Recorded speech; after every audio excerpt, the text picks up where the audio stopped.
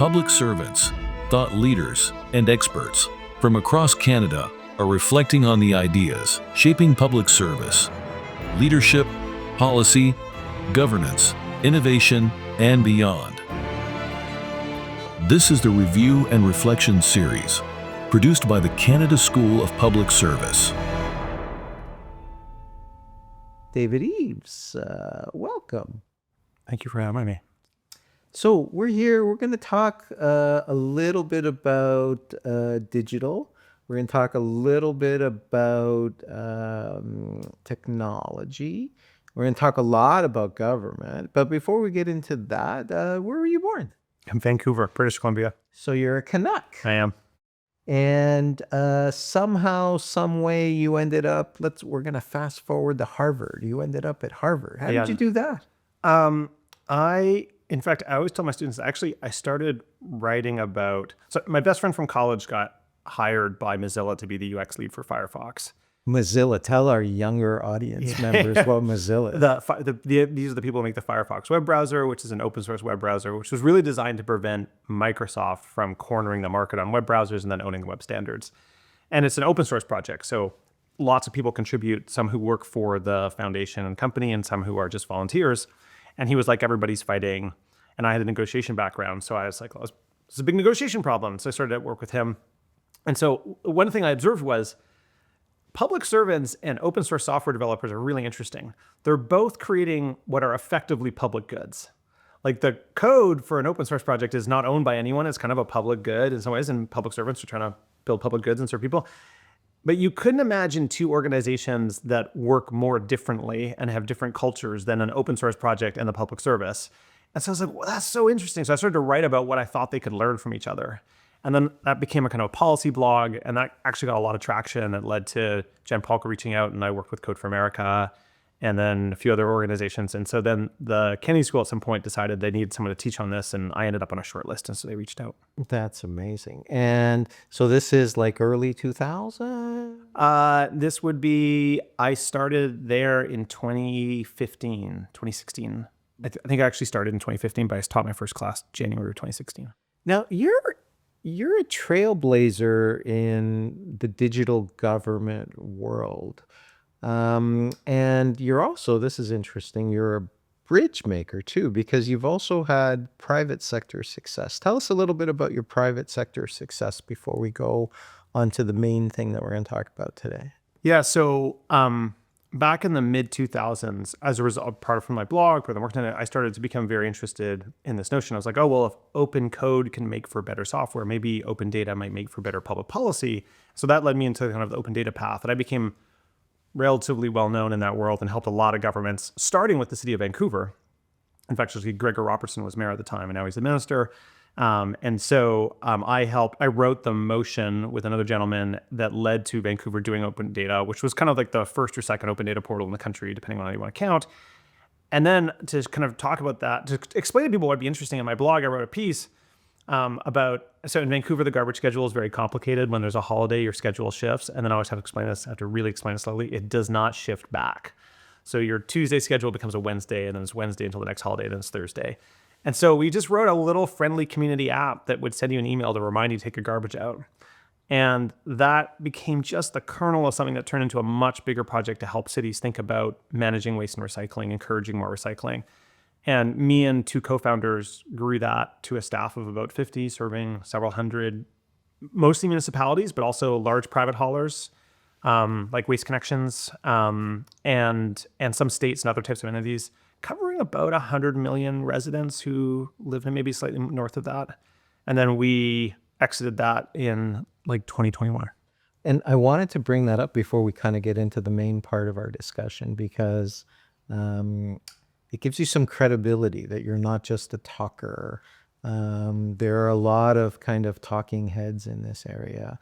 And one of the things I really like about you is you're not just a talking head. You really actually have done the thing. And not only have you done the thing, you've been thinking about digital government and data long before most people. Why did you start? Why did you kind of look at the state and kind of look at what was going on around the non-state world and just kind of go, yeah, something's going on here. So maybe two things. So first, let me just talk about it's kind of you say like the doing and executing, because I actually think that that's super important. And in fact, even back in the open data days, I launched, nobody will remember this, but I launched a website called opendatagc.ca. So I can't own a .gc.ca, but at the time we had a government that was very opposed federally to doing open data. And so I crowdsourced all of the open data across all of the federal ministries' websites. We built a custom Drupal website to do that, just so that every single time someone said, we can't do this, I would be like, point the media to the website, which kind of looked like a government website, but it really wasn't. And I'd say, well, they say they can't, but they already do. Like, there's clearly policy in place to enable this. And so, like, why can't we just do more? We have the rails to go launch more data on. And so the doing, and the same with Recollect, the company. So, and maybe for your listeners, because a lot of them are Ottawa based, but if you get a garbage day reminder, especially in Ottawa, but in many cities across the country, that's all running on our infrastructure and stuff that we built, right? And so all these years later, right? And so that's like a small part of what the org did, but it's the one that people really, it's personal. And so people really, like when I did the presentation, the DMs, I asked that, and like half the DMs were like, oh yeah, I do. And so those things, they're very, very real. And you have to manifest things. I'm a big fan of like the kind of Tom Loosemore view of digital government, which is, you have to be basically constantly working to meet the rising expectations that citizens have. And for me, the digital was driven, going all the way back to 2005, in part because I was coming out of kind of New Deal, post-World War II, we built all these amazing institutions.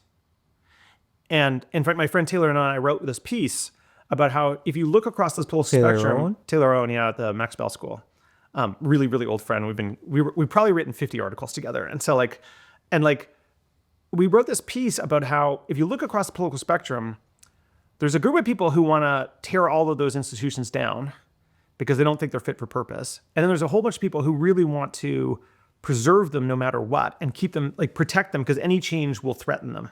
And the real interesting is so you have change agents and effectively conservatives, except for the conservatives are on the left side of the spectrum and the change agents are all on the right side of the spectrum. It's like completely inverse. And I was like, I agree that we need change. We can't be stuck in stasis, but I don't want to just burn things down. I want to make them better. And we need to meet the expectations of where people are going. And where people are going is they're going to be intermediated through technology in the way that they're engaging all these services. And even if they're dealing with a human, that human is going to be intermediated in the service via technology. So I was like, it's not just enough that we rethink the services. That is a starting point. But I became very interested in the notion that we may need to rethink the way the government is structured and the way that it works in the same way that the private sector has been torn apart and had to rebuild itself as a result of this technology. Now, this was roughly 20 years ago. Yeah, it's like 2006, 2007. Following the math. Tell us where Canada was in the public sector 2005, 2006. Were we leaders? Were we laggards? Were we innovative? Were we adopters? So I think that was a complex period because it was very early days. And we were definitely perceived as being leaders. So the UN government survey had us ranked as third. I'm trying to remember the exact year, but that was about 20 years ago. And I actually remember being invited circa 2005, 2006 to there's a meeting where the OCIO gets all the CIOs together. And I don't know, a large consulting firm he used to have an annual report where they ranked governments as well. And we had just moved from first place to second place after Singapore. And there was some sadness, but everybody was kind of patting each other on the back that we're okay. And I remember I grabbed a copy of the report, I tore up my talk, and I went to the front of the room and I said, why do we do peer comparisons? Like, why do we compare ourselves to peers? And it's like often because there's competitive pressure and you don't want to fall behind them. I was like, I will never get a service from the government of Singapore. I'm not moving to Singapore. No Canadian is comparing their experience to the government of Singapore. They're comparing their experience to Google and to Kayak and to whatever online services you want. That's who's setting expectations. And so why are we benchmarking ourselves? Like, it's not invalid. It's no value to benchmark ourselves against private companies, but from a citizen's perspective, or against other governments, but from a citizen's perspective, the benchmark is their experience. And so it's like we are benchmarking ourselves against the wrong people.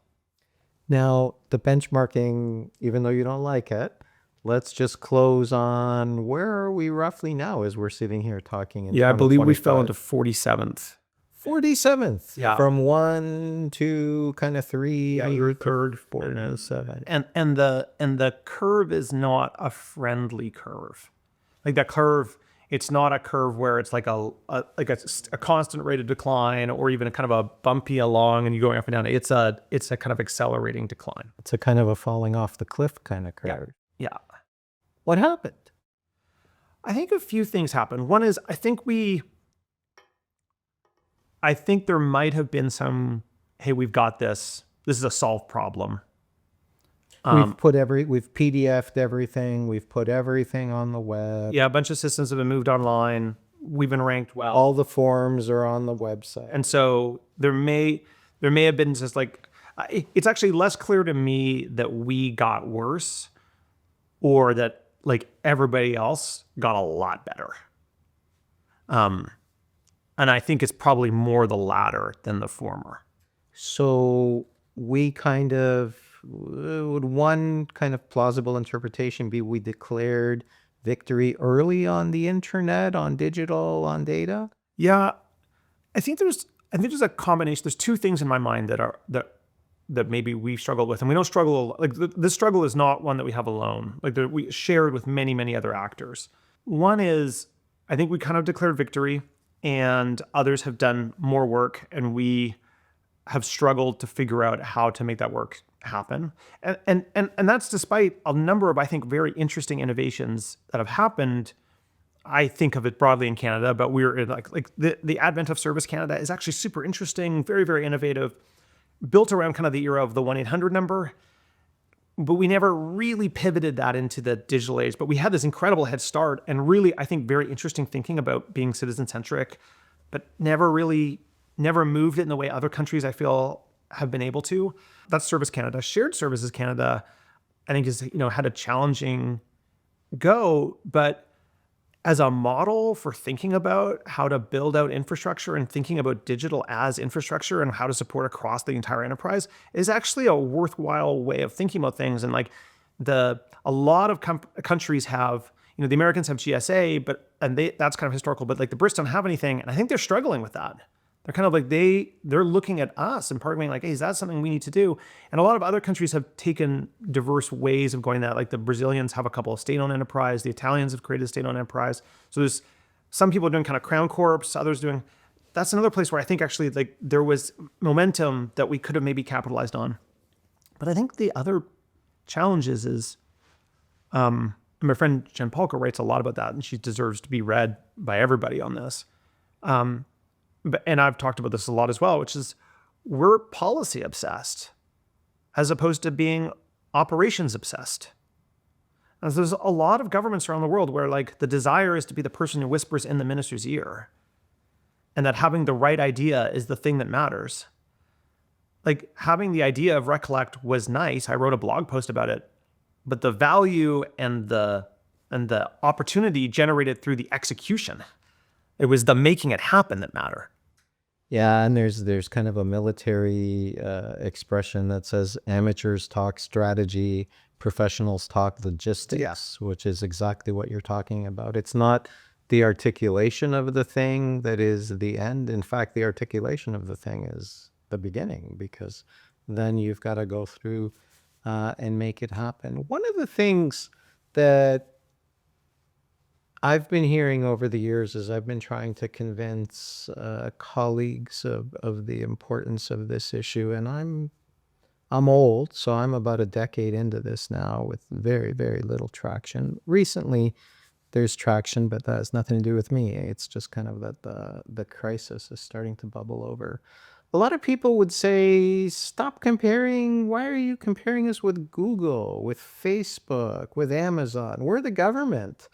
We don't have competitors. Yes, we're a little slow, but it's more important that the government get it right than that the government get something done quickly. What would you say to that? I'm actually not opposed to that view at all.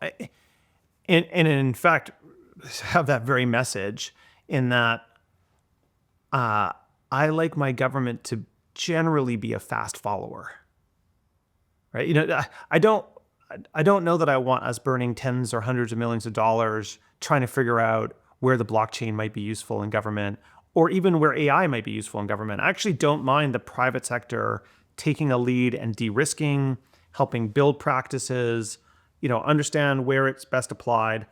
And then our work is figuring out how to translate that into the public sector. But I want us to do that translation work, you know, within a few years of the practice moving to becoming once the practice moves from like emergent to kind of a good or a best practice in the private sector, I'd like us to be then being like, okay, great, how do we adapt that into the public sector almost immediately? I feel like sometimes it's more like decades go by before that shift happens. And I don't think that we have to have the proficiency of a Google or of an AWS, but our citizens are still going to interact with our services, and they should expect a world-class experience. And we're now 2 decades into delivering government services online, and we're kind of 3 decades into doing private sector services online. This stuff has become standardized enough that this is no longer bleeding edge, and we should be proficient at it. Right. The risk, and I think what you're saying, and I'm putting words in your mouth, but take them out of your mouth if they're wrong.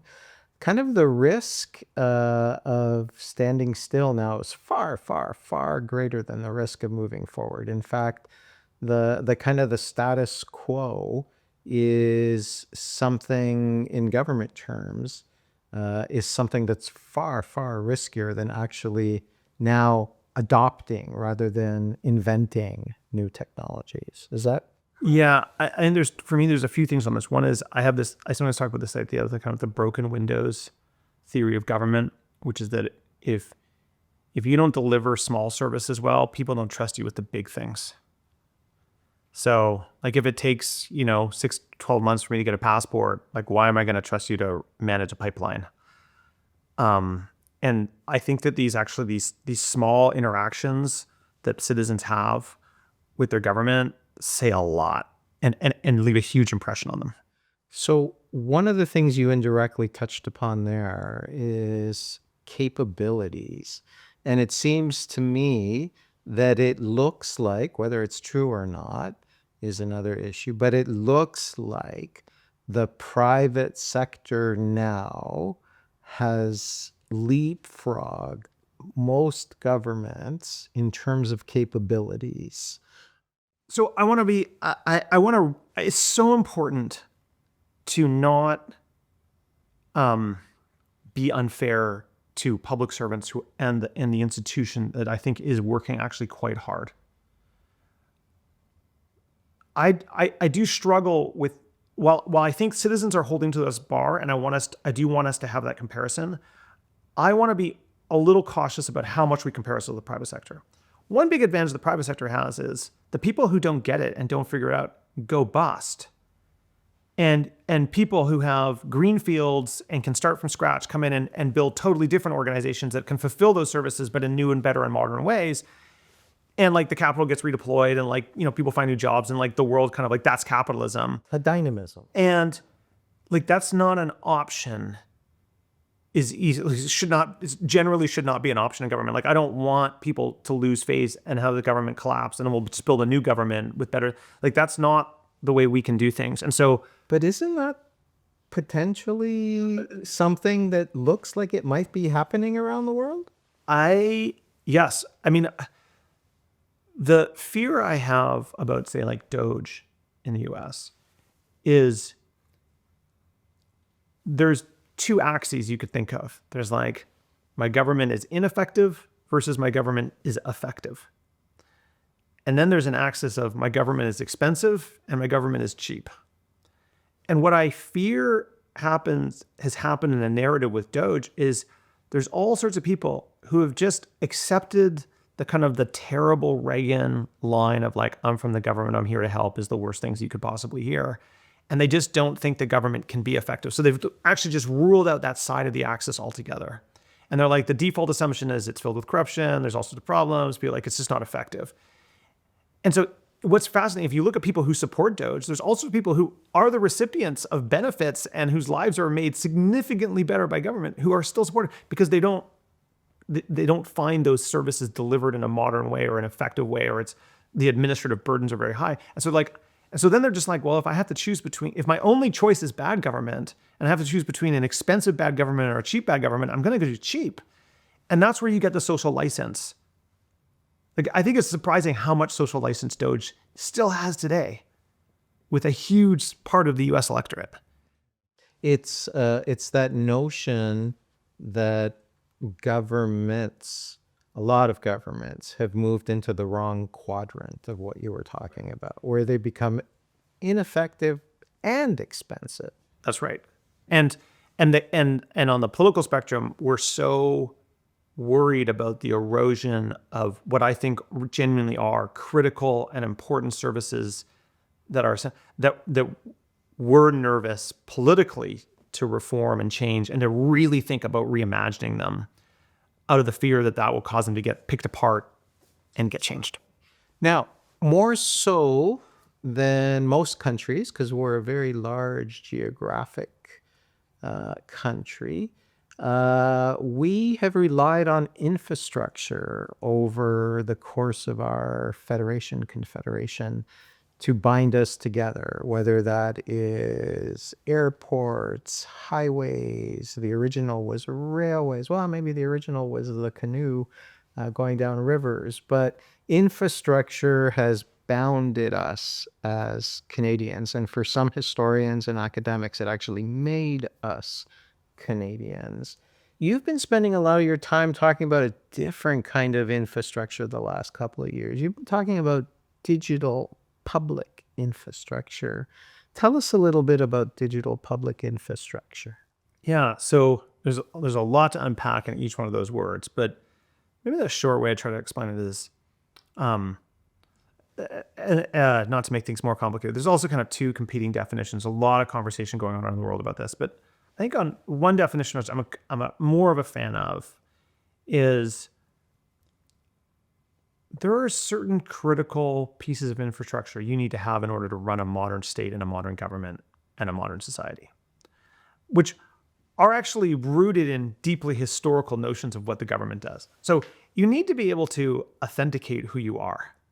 Like Nana Nilekani from India, who has written has had a huge amount of influence in this space. Like, he's like, there are no property rights until there's identity rights. And it's so, like, when you grow up like in an OECD country, it's so the air around you. Like, the notion that you would not have an identity and be able to prove yourself is so foreign to so many people. But like so many, like you can't own capital, you can't have a bank account, there's so many things you can't do if you don't have property rights. And one of the jobs of the state is to assert at the most fundamental level who is a citizen and who, like, asserts that my birth certificate is issued by the state to assert that I am me. There are two ways in Canada that you get an identity. One you just mentioned, which is the birth certificate. Do you know the second? Well, if you immigrate here, you get the card, and then So that's kind of your identity. That's right. So this is a historical, but what's that look like in a digital era? How do I assert who I am online? Is it a blockchain signature, or is it a photo? Is it a thumbprint? What is it? And if we're going to have trusted services online, you need to be able to trust that the person you're interacting with is the person who they claim they are. The second is the exchange of value. The state has always greased the wheels of commerce, typically by providing coinage as a way to not allow us to not have to barter, and has been the guarantor. Right. A legal tender. Legal tender. But that really was like, how do we enable the exchange of value? Okay, well, we are moving to, like, I have been to an ATM machine 3 times in the last 5 years. Like, my life is entirely payments online, right? So the currency is still there, but like, what are the rails, and who owns those rails, and who has the capacity to turn those rails on and off and to shape those rails? That matters a lot. Right. Last couple hundred years has been the state. That's right. It's been the state. Now, like, they're still there at a core level, that infrastructure, but there's a lot of levels on top of them that disintermediate them away from the citizen and create all sorts of opportunities for rent extraction and even disruption. I don't mean disruption in the good, positive technology way. I mean disruption in the kind of like geopolitical, you can't make payments way. And then the third is the exchange of information. So, en cet pays, on a deux langues, français et puis anglais. C'est l'État qui dit ça. Ouais, je vous voulais. And so, in some ways, the states played this role in determining what standards are for measurement, what the official languages are. And so this is like, how do you exchange data? Well, in a digital world, now we're doing ones and zeros, like what are the rails for us to exchange data if this is central to a modern economy? Because if you don't have those three things, it's really hard to run a modern economy. Now, one of the things you've said over the years that I think is that more people really need to understand this, especially people in government, is you say your website is not the internet. Can you expand a little bit on that? Yeah, there are layers, right? And so the internet is the network that allows the TCP/IP packets, the kind of ones and zeros, to move around and to move the information around. It's the highway. Yeah, the highway. Whereas as the web is, you almost think of the web as like an application on top of that. So the web is a set of standards for how that data should be structured so that it appears in a legible way on your screen. And at the beginning, for governments, did that mean it was a publication platform? Yeah.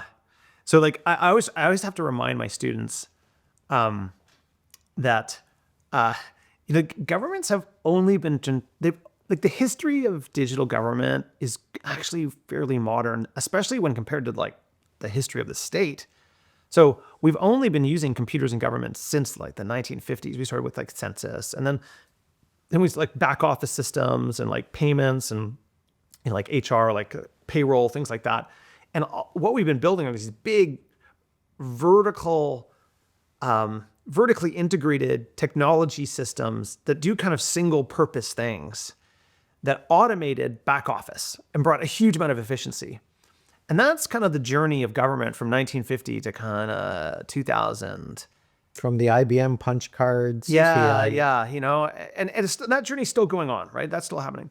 But what happened with the web starts earlier, but it really starts to come more. I went to Queen's University, and when my first year was 1994, and I had to go to Stauffer Library and go into the basement to the IT team to have TCP/IP installed on my computer as a custom file, because it wasn't default, so that I could surf the web and watch and get Connect scores from my dorm using with the web. So like even in 1994, this was not a default application on your computer, right? So you have to understand, like from 1990 to 2005, the web starts to take off. And for most governments, it's just a publication platform. It's a place where you just say, we exist. Maybe here's a photo of our minister, or here's our responsibilities and what we do. Maybe you start to get people being like, oh, here's some PDFs you could download and print out so you could fill them out at home so that when you come into the Service Canada, bureau, your time is shortened. But the notion of actually transacting with your government online is really a 2005 onward phenomena. So we're like 20 years in. Yeah. Now, one of the things that you explain better than anybody that I've ever encountered is you talk about how governments need to have a horizontal stack and then something on top. And the something on top is kind of, let's call it the specificity of the organization. What's the stuff on the bottom before we get to the stuff on top? Yeah, so you should really think about our society as being composed as a stack. And you can think of a lot of traditional infrastructure as a fundamental layer, which brings us back to talking about actually digital public infrastructure. So like, you think of like water, electricity, roads, like these are basic. And one of the things that makes them, there's two things in my mind that really make them infrastructure. There's a lot of other things that people think they are, and this is a very contested term. But one is we align around a set of standards that are optimal enough that everybody basically crowds in and says, I could go do my own thing that way, maybe marginally more efficient, but it's actually just cheaper for me to use this thing. Like, So the voltage is X. We Yeah. all agree that the voltage is X. right. We all agree that sizes of containers Yes. are Y. And road widths, right? Like you could, so if you build a custom road in a mine, it's not infrastructure in my mind, because it's a bespoke sized road to deal with giant mining trucks, and those mining trucks can't go on like the main roads, and my car probably can't go on those. Right. It's the lane, like these standards are what we align around. The second thing is we have made choices about what the opportunity for rent extraction is so high if one owns these particular pieces of infrastructure, that we layer a public element on it, which doesn't always necessarily mean public ownership, but we make bargains where we say, hey, you can be a private electrical provider, and we're going to basically effectively agree to guarantee a certain level of profit. But when someone doesn't pay their bill, you can't kick them off right away. And you have to kind of wire up people in these remote communities. So we make these trade-offs to make it inclusive, and we actually remove market forces to try to suppress the price, because there's so much more value to be built on top. Like if we're paying money for water, it means we're not paying money for all of the amazing things we do that water enables us to do, right? So how do we drive down the competition, make it very, very low cost inputs to all the other things we want to be doing? And that's what we think of as regulation. Yeah. Which is like, in exchange for letting you use the airwaves, you will do the following. That's right. There's a digital set of stacks as well. And let me just talk about inside government. There's a bigger conversation we could have. But, I think of government, like the core function of government. I was just doing a training session for the National Archives in the UK. And the really one of the core functions of government is to serve as the source of truth. It's the government that asserts this is the territory that makes up Canada. It's the government that asserts these are the people who are citizens of this country, and these are the people who are visitors, and these are the people who are immigrants, and those registries, those are the sources of truth. And they've never mattered more than they matter today. And so a core function of government is just actually as the holders of data that say this is what we assert to be true in Canada. And that's everything from the code, like all of our laws, to the list of who is a citizen, to what are all the property parcels in the country, and the registry of who owns them. Like those things, all of commerce is built on top of that source of truth. It collapsed tomorrow, our economy would collapse, everything would fall apart. So the core function of government, you can think of the base layer of government as actually as the keepers of truth of a whole ranges of pieces of data. Now, you want to use that data to create policy and build public goods and to deliver services. So then you're like, okay, well, what are the shared services that we could have that would enable us to be more effective in doing that? And so then he's like, well, I need to authenticate who I am every time I come to a government website. Why does every single ministry build its own authentication system and I have a different username and password across all these services? I want to be able to make payments. Why am I contracting a different vendor to accept my credit card or to send me money when I'm at a government website? I'd probably like to get a reminder, probably scheduling, e-signatures. Like you can start to think about like what are common services that that every service across the Canadian government likely needs in order to work. And so you start to think about that as like a shared component, shared infrastructure layer.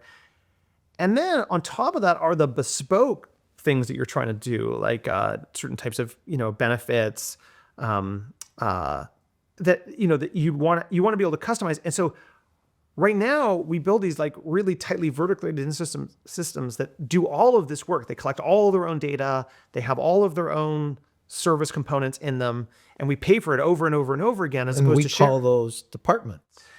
Well, I wish we called them departments. It's much worse than that. Like it's not like departments have a single system. Usually each service has its own system, and so the departments actually have like silos within the departments, and those may not even talk to each other, and so or leverage each other's assets. And so what's fascinating, what a lot of leading governments around the world have done is they've started to be like, no, we're going to define sources of truth for data, and we will pull from those sources of truth whenever we're interacting with you to pre-populate your forms and make it really easy. And if you move, then it propagates that move. Like if you move address, it propagates across the entire system. And then we have these shared components as well. So anytime we want to spin up a new service, we don't have to rebuild all these things. We just go grab that, we grab that, we grab that. And we just have to build the piece that makes this service unique and special. And so their agility, their ability to deploy and do things and adapt to, say, COVID or something, is radically enhanced. Now, this is starting to sound pretty serious. We've long left the realm, it seems to me, of data and digital. We're now talking about like the continuation of the state. Like if you kind of take what you've said, if we are not the source of truth, if we are not the entity where people are building things on top of our, let's call it a platform, it seems to me that others are, and we know who they are. They're kind of the big tech giants. And so this is now fundamentally, we've moved beyond the realm of, oh, we have to modernize because citizens want a better experience. This is like, we have to modernize if we want to keep the notion of citizens. Otherwise, we're going to have like the Republic of Facebook, the Republic of Google, the Republic of Amazon. So there are, for very good reasons, there's people, when I use the word digital ID, there's a non-trivial number of people who get very nervous and very uncomfortable. And those people need to be listened to because their concerns are not invalid. The counter I'd have is, I find it hard to imagine that you're going to leave the 21st century without a digital ID of some form. And there are countries right now. And so I run a project actually called the DPI Map at dpimap.org, and we track all of the publicly governed, we call public interest governed digital identity systems, payment rails, and data exchanges around the world that are run by national governments. And there's a lot more than people think. India, Brazil, Estonia, Singapore, Estonia, Mozambique, Madagascar, beyond the usual subject. Oh yeah. In my experiences, a lot of the most interesting work in this space is happening in emerging markets. And in fact, actually, like one of the big challenges I actually have when I'm dealing with kind of OECD countries is actually getting them to lift up their head and be willing to go and talk to emerging market countries where I think much more interesting work is happening. For reasons that I'm not always proud to talk about, but I find that they're reluctant to do so. But in some ways, because the need there is greater. Like they don't have identity rights and they want people to get banked. And so this is urgent for them. And banked doesn't mean building branches everywhere. No. What does it mean?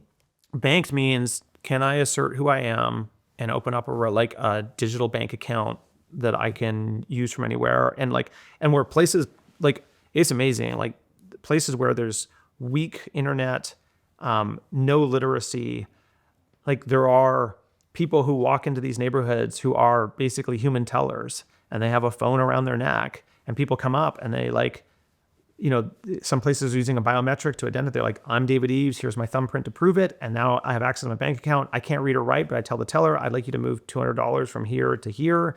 Or $5 to pay for this bill, and I do all, and that we may not even be internet connection where we are. That transaction's all being logged within the device, and when the person gets back to connectivity, then all the transactions reconcile.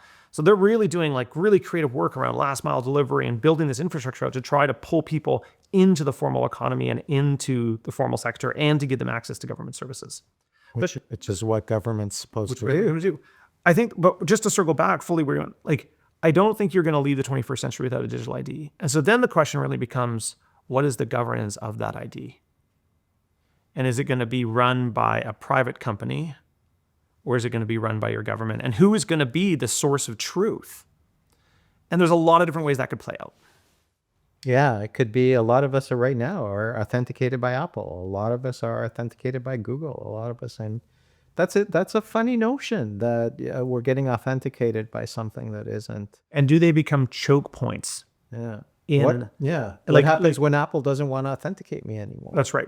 And if they control distribution and they control the means, it may be that your Apple ID is connected to your birth certificate, but at the end of the day, they're a gatekeeper. Exactly. Now, we're going to close on this. You were probably about 20 years early, seeing a lot of what now seems obvious to people. Whether we're fixing it or not is another issue, but at least some people now are starting to see that yes, it's obvious we have to provide digital services. And so being 20 years early, let's see if you're good. If people are watching this 20 years from now, what do you see going forward in Canada, in the world, in the Western world, the Eastern world? What are some of the things that you see if you're looking forward? So the I'm long-term bullish is maybe the wrong word. I think the impact of AI long-term is going to be very real and very significant. Short-term, much less clear, especially much less clear for government. And so and there's a lot of talk I know about like AI is going to transform. And I'm like, whoa, we need to, the trust in government is so important that we need to do these. Like, again, let's de-risk, like private sectors do something and they go bust because they violate public's trust. That's fine. Government does it. That's existential. So let's just take our time, be fast followers. But over the long run, I look into the future and I am definitely worried about what is truth. Like our ability to create anything. From a creativity perspective, it's going to be amazing. But like the ability to actually assert what is real and what is not real is already a major problem today. And if you think, and if you think of governments, like when you enter the military in the United States, you swear an oath to protect the Constitution of the United States, not to protect the physical boundaries. You're engaged in meme defense.